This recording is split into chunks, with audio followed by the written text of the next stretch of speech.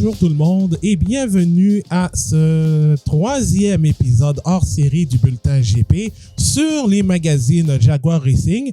Abdou Sal avec vous, toujours en compagnie de Jean-Sébastien Barbeau. Salut Jean-Sébastien. Salut Abdou, prêt pour un troisième magazine et là surtout là, c'est un de tes préférés parce que si vous avez écouté le deuxième épisode, mais surtout si vous l'avez raté, allez l'écouter parce que j'ai dévoilé la couverture du troisième magazine qui est un peu, en fait beaucoup hors Formule 1 parce que là c'est plus Eddie Irvine, c'est plus Johnny Herbert qui font la une, c'est plus Jaguar en tant que tel, c'est une célébrité footballistique. Donc allez écouter le deuxième épisode puis revenez. Fait qu'on va vous donner 2 secondes.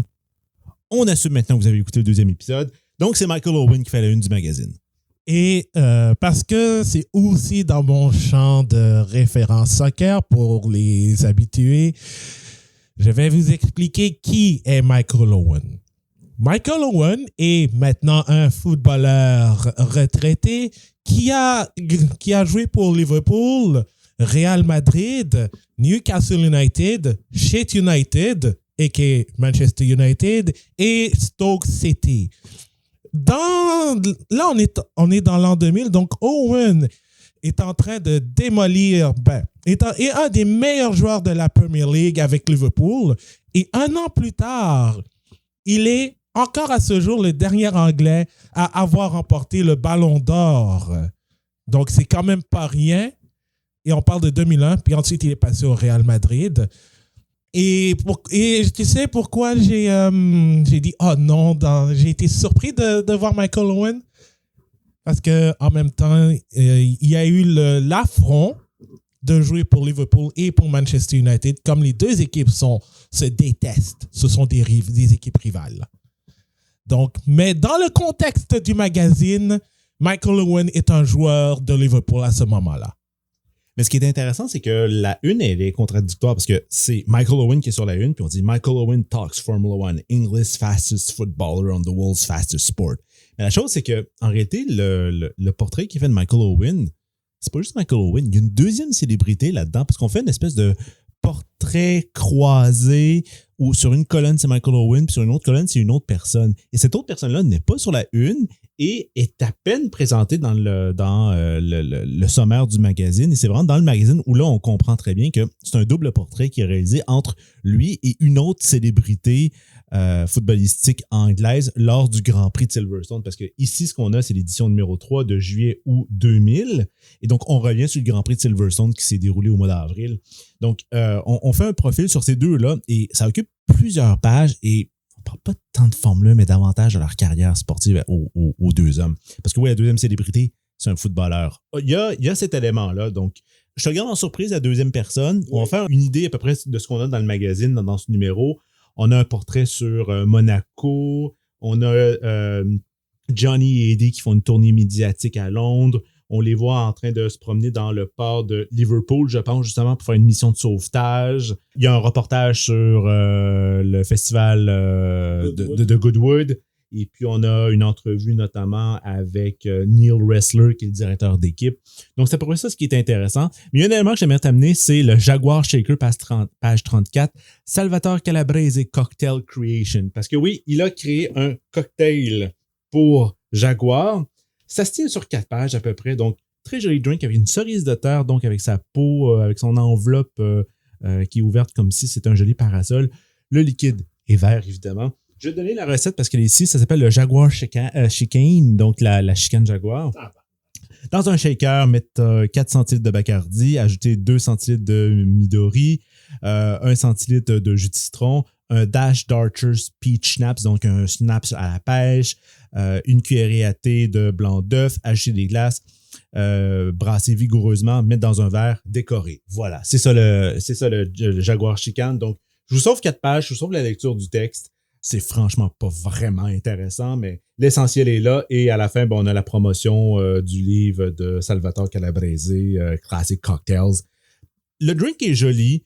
Je suis pas sûr que c'est mon genre de drink personnellement, mais on le voit ici dans une composition de photos où on a une Bex en arrière-plan. Ça fait un peu ridicule parce qu'on essaie de faire un drink très fancy. Le monsieur est en tuxedo avec son nœud papillon, puis on a une Bex en arrière, donc c'est un petit peu ridicule. Si je peux me permettre, c'est parce que aussi Bex est un commanditaire de Jaguar à ce moment-là. Ah ouais, ok, on va jusqu'à ce point-là pour le marketing du magazine. Ok, super. Placement de produits. Parce que sur la photo que j'ai vue, justement sur le D-Shaker, en arrière, sur l'autre page, il y a le Jaguar Chicken, puis juste en arrière, oui, c'est ça. on voit la bouteille de Bex. Ah oui, c'est tordu quand même au niveau du marketing. Donc, il y a ces éléments-là qu'on voit. Donc, moi, ce que je te propose, Abdou, aujourd'hui, c'est d'aller voir les deux articles que j'ai sélectionnés pour toi. Un, c'est la tribune d'Eddie Irvine qui se trouve en page 7, juste sur la droite, là, qui oui. Un peu comme Johnny qui avait résumé dans le deuxième magazine en disant c'est potentiellement mon pire week-end JO au Grand Prix d'Australie. Donc, on a une idée de Eddie Irvine, c'est la première fois qu'il signe un texte. Donc, on va aller voir ça, puis après, on va aller voir le double portrait dont Michael Owen. OK. Je suis prêt. Eddie Irvine, c'est lui qui nous parle.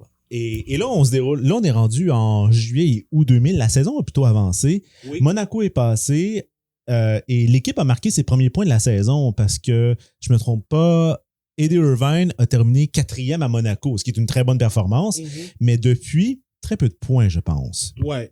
Et aussi, donc, Irvine a effectivement terminé 4e à ce Grand Prix de Monaco que Michael Schumacher a abandonné. Victoire de David Coulthard devant Rubens Barrichello et Giancarlo Fisichella qui obtiendra son 2e podium de la saison sur 3 parce qu'il en a obtenu un à Montréal.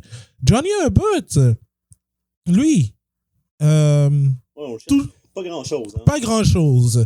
Et d'ailleurs, à ce moment-là, à Monaco, sa 9e place était son meilleur résultat jusqu'à présent en 2000. C'est abandon, 10e, 12e, 13e, 11e au Nürburgring. Et là, il arrive 9e à Monaco. C'est son meilleur résultat de la saison et c'est potentiellement un des meilleurs résultats de la saison parce que le reste de la saison, c'est beaucoup d'abandon. Il ne fera pas mieux qu'une 7e place, 2 fois une 7e place pendant le restant de la saison. Et vous vous souvenez, Jean-Sébastien a parlé de Luciano Burti qui était pilote d'essai chez Jaguar. Il a remplacé Eddie Irvine au Grand Prix d'Autriche parce que ce dernier était malade et Burti a fini 11e alors que Herbert a obtenu son meilleur résultat de la saison en Autriche avec une 7e place. Donc, elle apporte des points quand même. Et entre-temps, durant la saison, c'est Michael Schumacher en était à son 2e abandon consécutif de la saison après avoir abandonné au Grand Prix de France et avoir subi les foudres de David Coulthard avec son fameux doigt d'honneur à l'épingle. Abandon en Autriche, abandon chez lui en Allemagne et de ce fait, en plus, on a assisté à la première victoire de Rubens Barrichello alors qu'il était parti 17e avec toute la pluie qui est tombée en fin de course. Et c'était sur l'ancienne configuration du Hockenheimring. Donc, Barrichello a obtenu sa première victoire de la saison. Et Johnny Herbert, entre-temps, a abandonné. Eddie Irvine a terminé 10e. Ensuite, un autre abandon en Hongrie pour le pauvre Johnny. Irvine accumule une 8e place, qui n'est pas mauvais dans les circonstances. Et ensuite, en Belgique, 10e pour Irvine, mais Johnny Herbert termine quand même 8e. Donc, il a réussi à finir devant le bon vieux Eddie. Ouais. Donc là, on arrive à peu près au milieu de la saison, quand même, au niveau des Grands Prix, parce qu'on vient de passer du Grand Prix de France au moment où le magazine sort. Donc, évidemment, il a écrit le texte un peu en amont. Donc, Eddie Irvine nous livre un peu dans une tribune ici, il nous livre un peu ses commentaires. Donc, on a une dimension peut-être un peu plus personnelle quand même, mais qui a été vétée parce que c'est un texte, donc c'est pas quelque chose qui sort de sa bouche, là, même si ça peut être assez bien surveillé. Mais là, ici, c'est un texte qui a été sans doute été écrit, réécrit, basé sur des témoignages. Je suis pas sûr que c'est Eddie Irvine qui l'a écrit tel quel. C'est souvent un auteur fantôme. Malgré les problèmes que nous avons rencontrés, je m'amuse toujours beaucoup chez Jaguar. Oui, ça, il y a intérêt de le dire parce que l'équipe va pas très bien. Ouais. L'équipe a besoin de se renforcer partout et c'est un défi. Mais c'est pour ça que les gens gravissent l'Everest.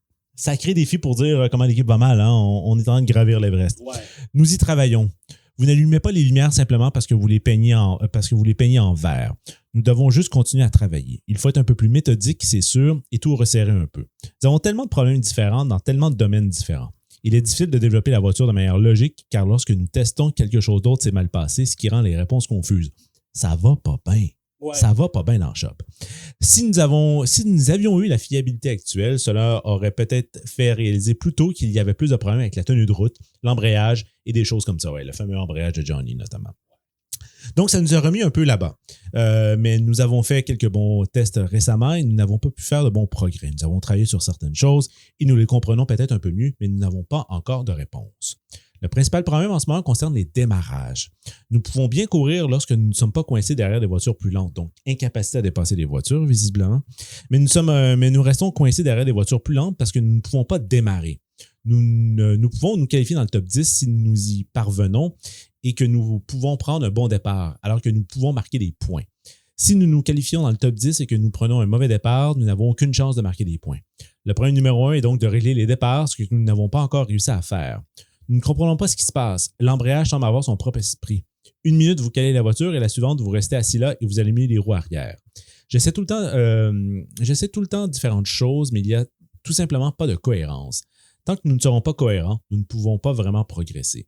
Si je peux à nouveau me qualifier 6e ou 7e, parce que visiblement, il l'avait fait à quelques reprises, je pense, c'est que je suis sûr de pouvoir faire, ce n'est qu'une question de temps.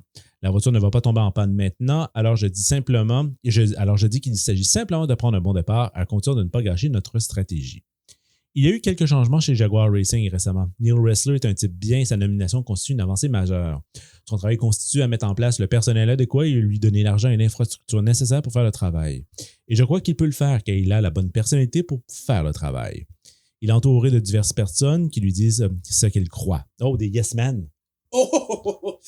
C'est pas une bonne chose. Généralement, c'est nulle part une bonne chose. Il prend ensuite une décision, recrute les bonnes personnes, obtient la bonne infrastructure et fournit l'argent, et c'est son travail. Il ne conçoit pas la voiture. Jean Todt ne connaît pas les tenants et aboutissants de la conception d'une voiture, ni Eddie Jordan, ni Frank Williams. Comme eux, Neil embauche les personnes qui font le travail. Au début de l'année, nous avions pour objectif de terminer la saison à la 3e place du championnat des constructeurs. Wow! C'est un peu ambitieux. Nous pouvons encore battre Jordan cette année. Encore une fois, on revient sur l'objectif de battre Jordan. Nous avons le rythme pour le faire, mais nous n'y sommes pas encore parvenus. Cependant, Williams a une bonne longueur d'avance sur nous deux. Cette voiture est l'une des meilleures voitures de la voie des stands. Ils sont la surprise de la saison. C'est vrai. Oui. McLaren a été très impressionnante lors des dernières courses. Tout le monde pensait que Michael Schumacher était à la maison et au sec. Et je dois dire que je le pensais moi-même. Mais cela semble croire, encore une fois, quelque chose de marginal. Mais au final, sans la crevaison, il aurait quand même gagné en Espagne. Pas sûr, hein? Je miserais toujours mon argent sur Michael. Il aurait été bien plus avancé s'il avait gagné en Espagne. Il va gagner le championnat quand même à la fin, là. C'est pas... c'est juste une contre-performance, mais c'est pas la fin du monde dans son cas. Et c'est ce qui conclut le texte sur Eddie Irvine. Et en plus, au Grand Prix de Monaco, il avait dit qu'il avait des problèmes avec son réservoir d'eau, donc il ne pouvait pas avoir l'eau suffisante pour un Grand Prix aussi physique que celui de Monaco avec 78 tours. Alors, mais il a quand même réussi à finir 4e dans ce Grand Prix. Alors, tout compte fait, il y a des trucs qui sont relativement bonnes, mais il y a beaucoup de progrès, mais je trouve 3e au championnat des constructeurs quand tu viens d'arriver, c'est très ambitieux. Bah, pas autant que Barr qui pensait pouvoir gagner le premier Grand Prix en 99. Bon, ça, c'est... Maintenant, c'est légendaire, cette chose-là. Mais quand même, 3e pour Jaguar, c'était super ambitieux dans les deux cas. Donc là, on bascule maintenant sur le profil, sur l'entrevue, le profil croisé de Michael Owen et de cette autre célébrité. Ça s'appelle Driving Force, l'article, encore une fois, c'est un petit jeu de mots de course automobile. La Formule 1 et le football sont parmi les 2 sports les plus riches de la planète, mais qu'est-ce qu'ils partagent en commun? Pour le découvrir, nous suivons 2 des plus gros noms à Silverstone. Je te donne quelques minutes pour que tu puisses penser qui peut être cette deuxième personne. Mm-hmm. Et je te dis que c'est quelqu'un qui baigne dans le monde footballistique anglais. Oui. Et c'est un Anglais. C'est un Anglais, OK. Est-ce qu'il je suppose qu'il a joué en Premier League ou en première division anglaise? Je ne connais pas assez pour te le dire, j'ai pas fait des recherches sur lui, mais le profil nous donne des informations sur lui, donc j'ai lu vite, visiblement, je pense qu'il a joué, mais j'en dis pas plus. Je te laisse y penser. OK. Michael Owen est réellement pétrifié. Un fan fou de Chelsea vient de l'emballer de manière inattendue dans une nouvelle Jaguar XKR Silverstone en édition limitée. Il a sauté au volant et a semblé déterminé à détruire à la fois le véhicule et sa cargaison de plusieurs millions de livres. Alors que l'attaquant de Liverpool et de l'Angleterre dit « à l'aide » à travers la vitre latérale, une explosion de force mécanique propulse la Jaguar en hurlant devant nous à une vitesse vertigineuse avec les pneus en feu. Le fou de Chelsea se balançant de rire au volant. Je suppose qu'il était avec Johnny Herbert. 10 minutes plus tard, haletant comme un gros chat revenant de la chasse, la voiture se dirige vers l'ombre de son antre alors que Owen sort de la portière passager. Une silhouette froissée et sous le choc. Heureusement, le fou de Chelsea et un certain Herbert, t'avais deviné, et l'épuisement impromptu ne fait partie que de la journée d'essai de pneus de Jaguar Racing à Silverstone. Comment t'as fait pour deviner que c'était Johnny Herbert?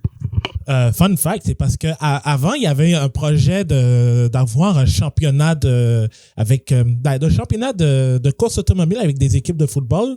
Pas la Super League Formula, mais un autre. Et Chelsea était intéressé à se joindre et avait pensé à Johnny Herbert pour la saison 2002. Donc, Herbert est un fan de Chelsea, donc il aurait été intéressé. Ah, tout s'explique. Alors, Herbert est de toute évidence un chauffeur extrêmement impressionnant. Motormouth n'est pas un terme habituellement associé à Michael Owen, mais en ce moment, l'adrénaline coule clairement dans ses veines. C'était incroyable, rayonne-t-il. Les yeux gros comme des ballons de football. J'ai une XKR, mais je ne savais pas qu'elle pouvait bouger comme ça.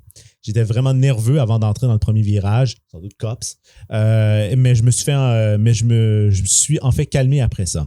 Oh, la façon dont il peut manipuler une voiture est hors du commun. Ce monde, génial.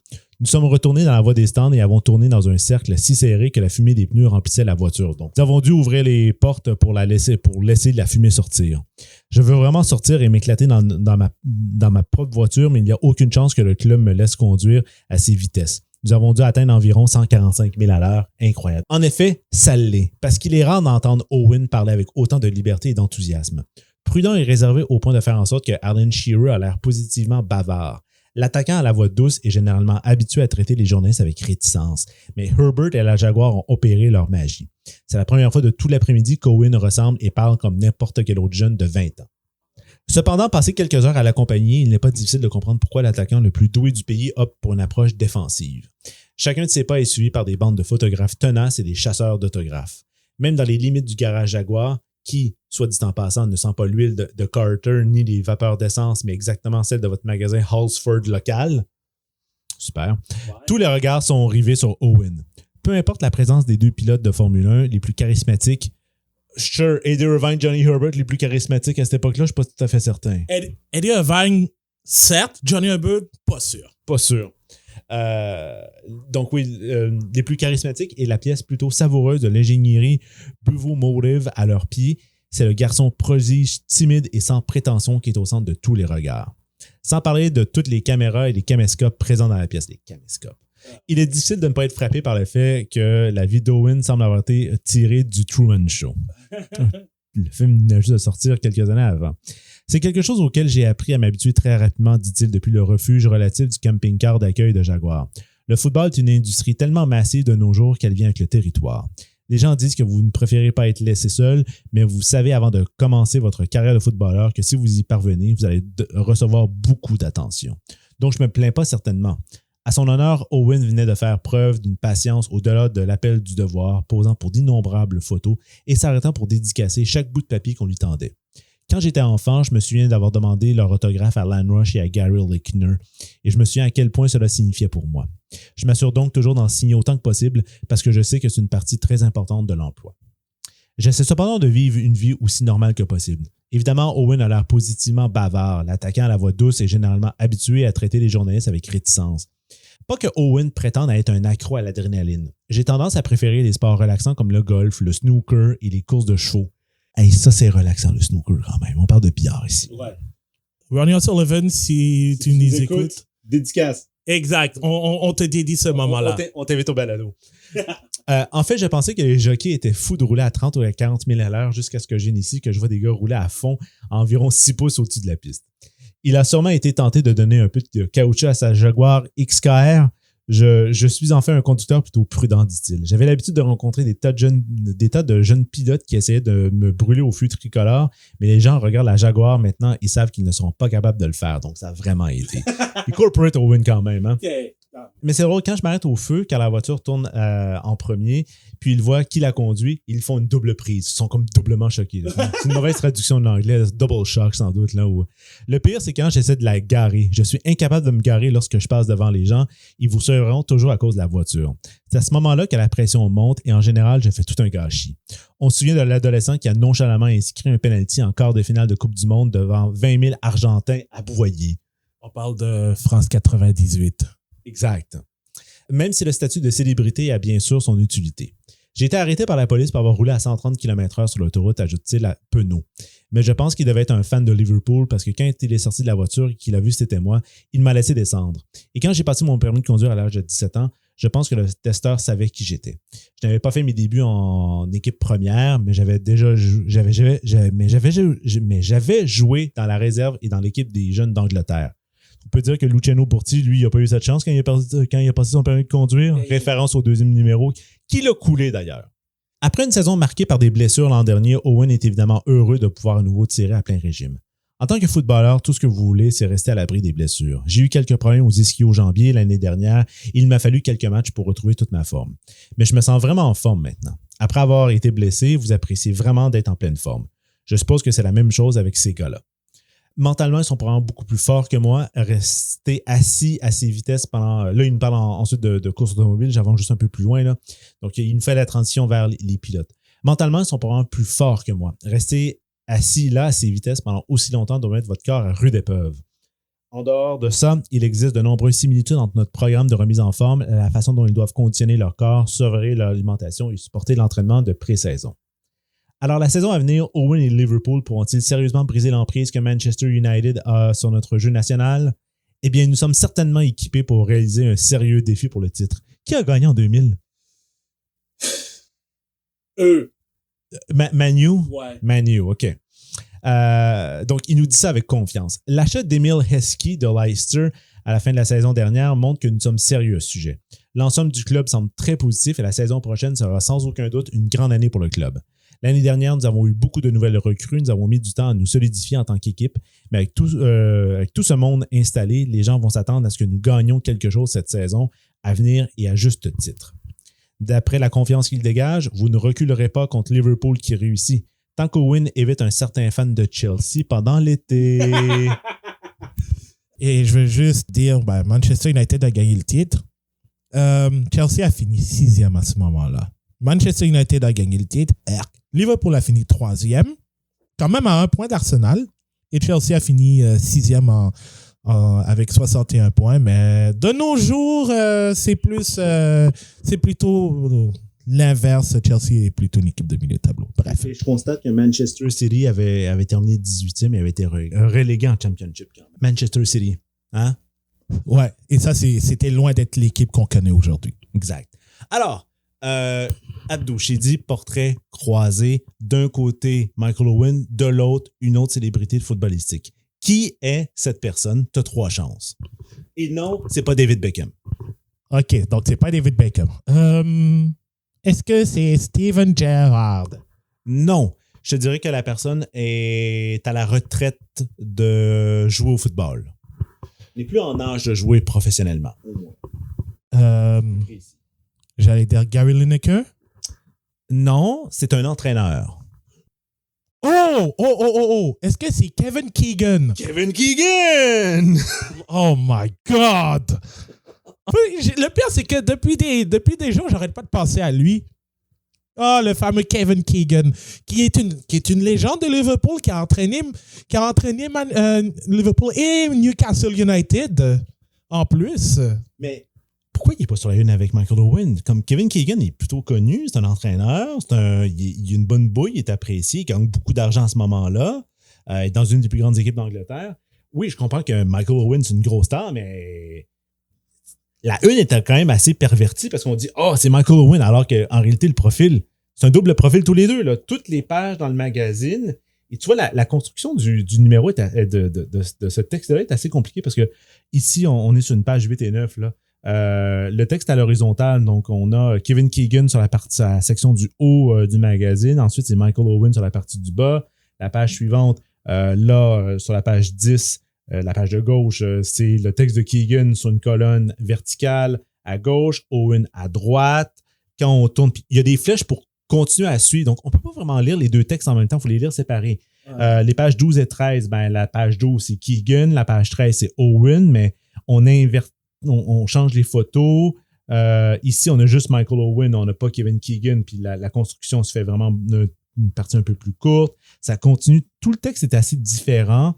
Et oui, donc, c'est particulier, mais j'ai de la misère à saisir l'intérêt de ne pas avoir mis Keegan à l'avant, mais je comprends que Michael Owen, c'est la grosse star anglaise, mais franchement, c'est un double profil, donc soyez plus honnêtes. Ça c'est un petit peu trompeur.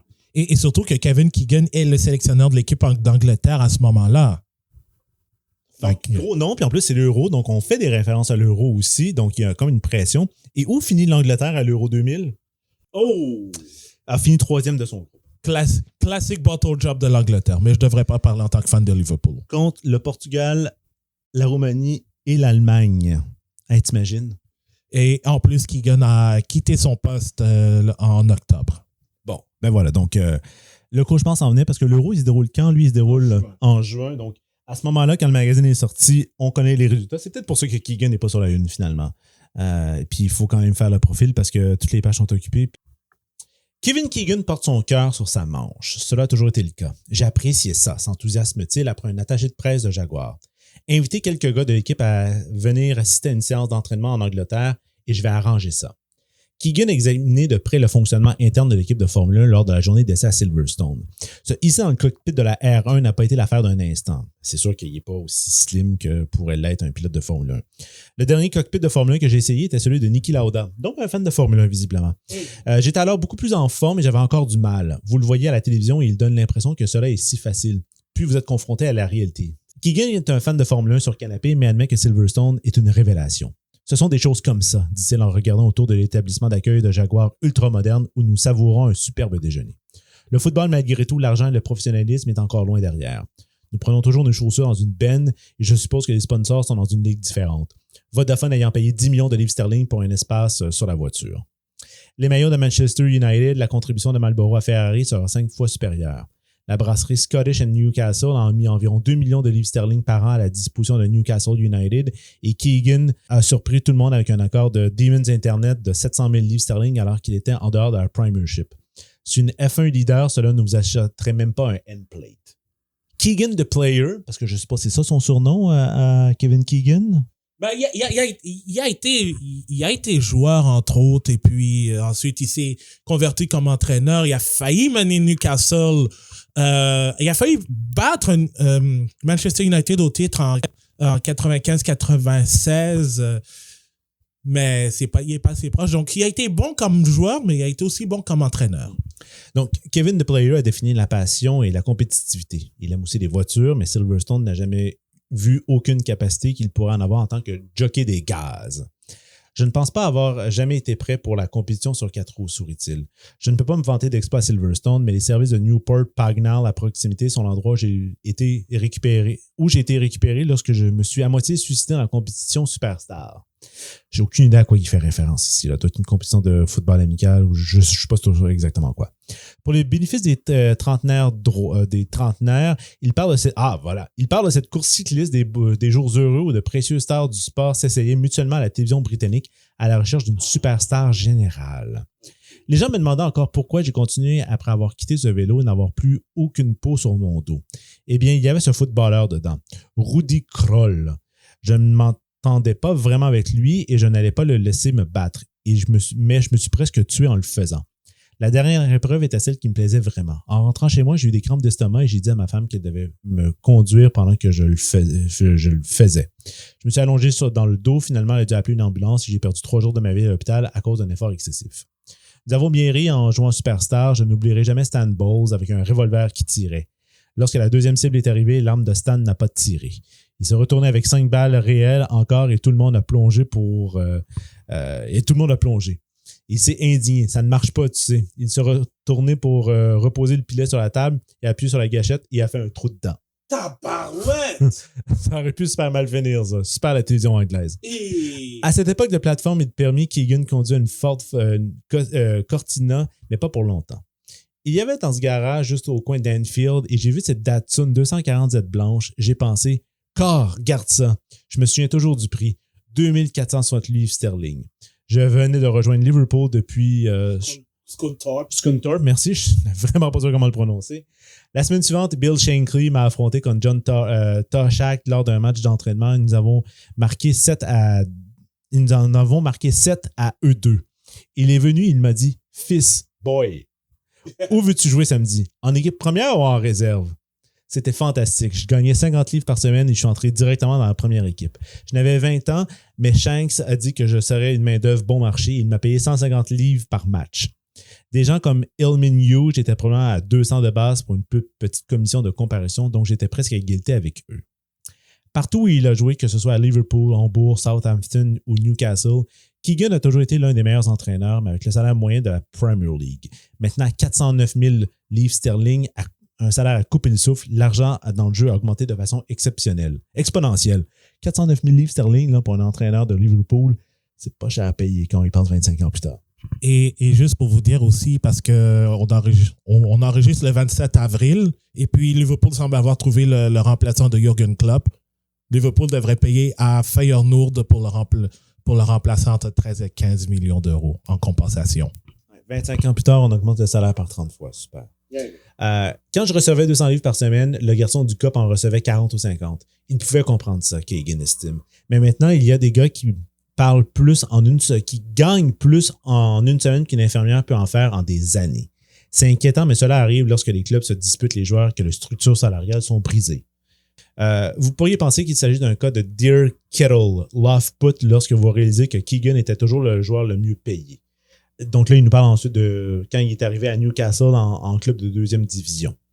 Ils essayaient toujours de trouver un moyen pour de me payer ce que je gagnais à Southampton. J'ai demandé au président ce que je pouvais faire pour Newcastle United. Il m'a dit, eh bien, vous doubleriez les portes pour une chose. Alors, j'ai dit, d'accord, donnez-moi mon salaire et 15% de l'augmentation de l'argent du portail. Donc, si tu doubles le public, on paye plus. Comme ça, si nous ne réussissons pas, je ne suis pas un boulet. Ils ont sauté dessus. Cela avérait être une bonne affaire pour nous deux. Ça a fonctionné. Le problème survient lorsqu'un club recrute Alan Shearer avec 40 à 50 000 livres sterling par semaine. Ça, c'est 1 million de livres sterling par année quasiment. Là. Et il doit ensuite renouveler le contrat du manager. Il sait qu'il y a un joueur avec 8 fois plus que lui. Je veux dire, j'ai repris le contrat de Ossie Hoddle, contrat en tant qu'entraîneur de Newcastle, et il est passé directement de 125 000 livres sterling par an à 1 million. Le meilleur joueur établit la norme pour le club alors que les entraîneurs recevaient auparavant 80-90 000 livres sterling. Ils reçoivent désormais à peu près le double de la somme. Le contrat pour un jeune enfant pourrait être de 50 à 100 000 par livre sterling maintenant.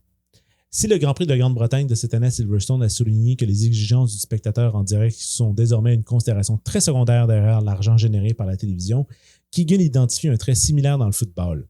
C'est à peu près vrai encore aujourd'hui avec F1 TV Live. C'est quasiment plus intéressant de regarder le Grand Prix à la maison que d'être sur place. Mais maintenant, avec les technologies, tu peux très bien être sur place, voir le Grand Prix, puis aussi de le regarder sur le téléphone, mais après une minute d'écart. Donc, c'est pas tout à fait ça.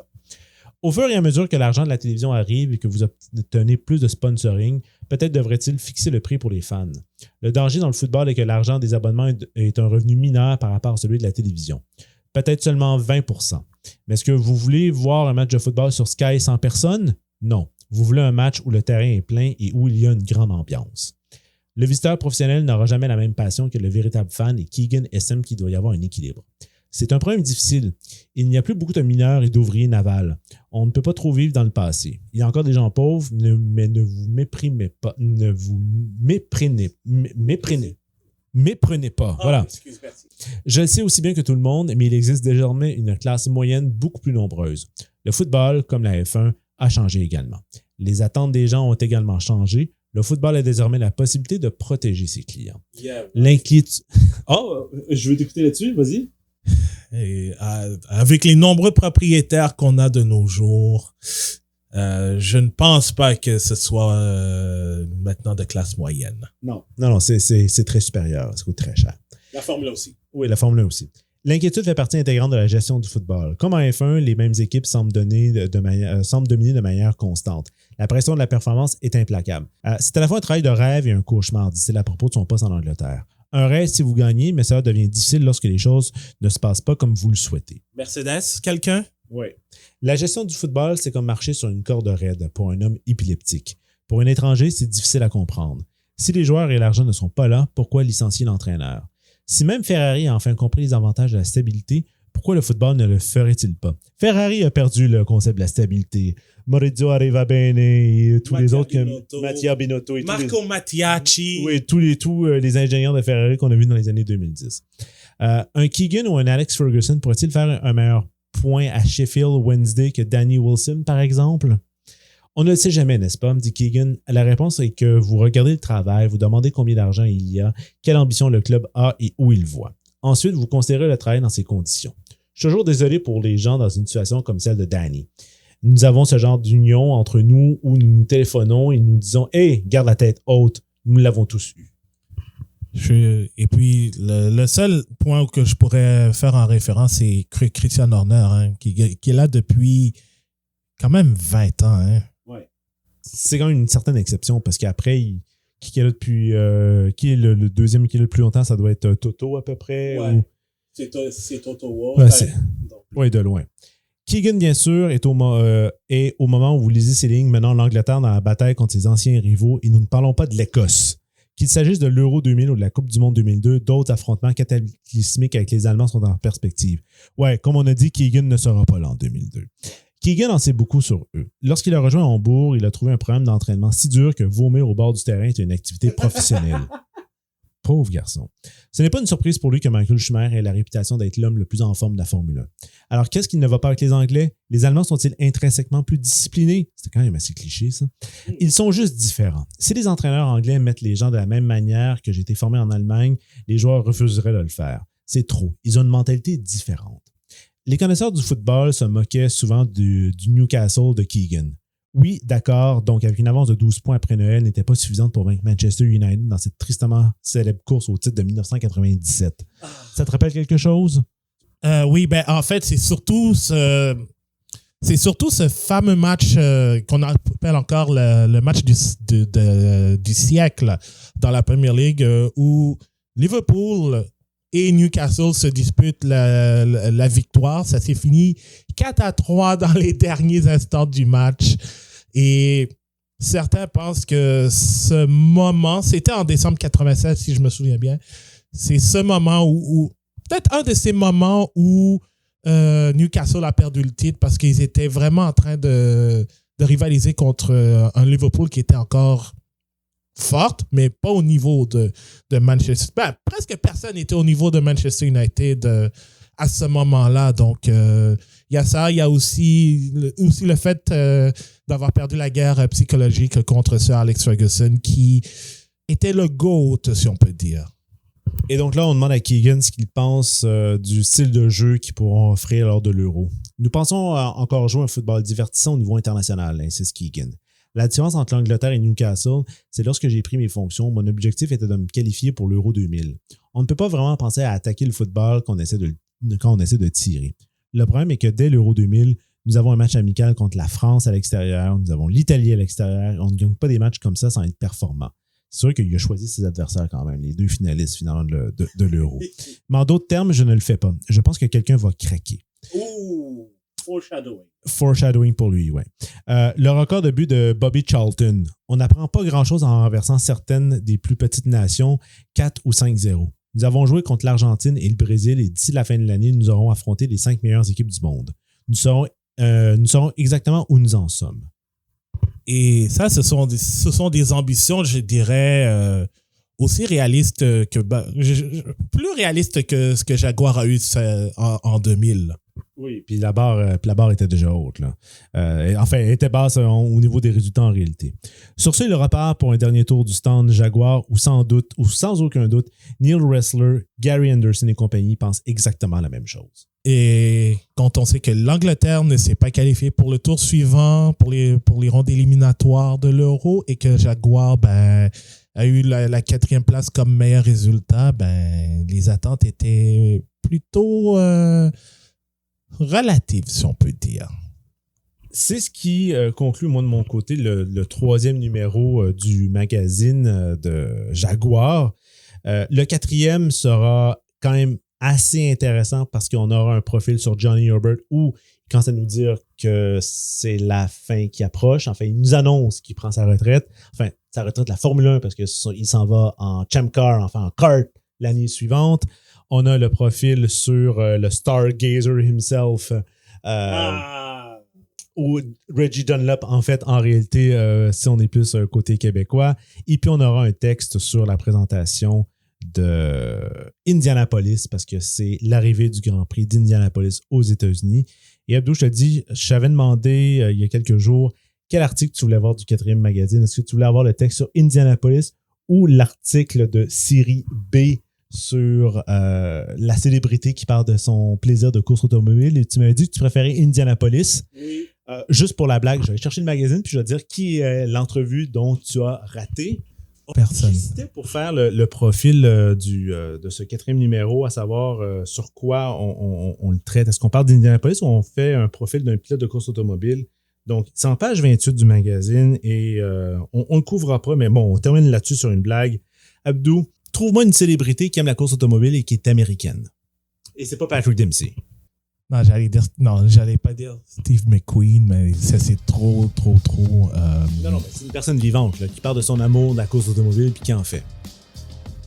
Keanu Reeves. Jason Presley de 90210 Beverly Hills. Oh my God. Yes. Ça, je m'y attendais pas.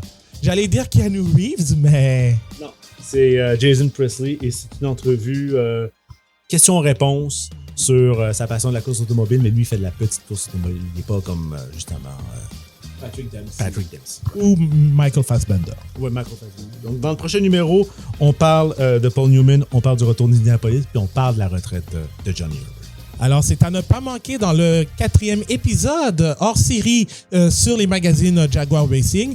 Donc, si vous voulez écouter les autres épisodes, on est disponible sur toutes vos plateformes de podcast préférées, Spotify, Google Podcast et autres. Alors, merci Jean-Sébastien. On se retrouve pour un prochain épisode.